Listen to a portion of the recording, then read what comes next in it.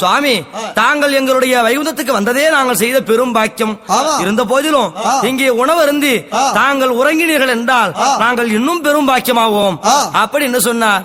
அப்படியே நல்லதென்று சுவாமி உரைத்த வாக்கியம் பிரகாரம் பஞ்சநமத்தை எல்லாம் தயார் செய்தார். என்ன செய்கின்றார்? இளவிரித்து தெலுவதாத பொங்கல் வைத்து 32 விதமான பதார்த்தங்களையும் சமைத்து சுவாமிக்கு உணவு கொடுத்தார். தூர்வாசகரோ அன்னம் அழிந்து அன்னம் உண்டு என்ன செய்கின்றார்? உடலெல்லாம் களைத்து போய் பஞ்சநமத்திலே நான் உறங்க வேண்டும்.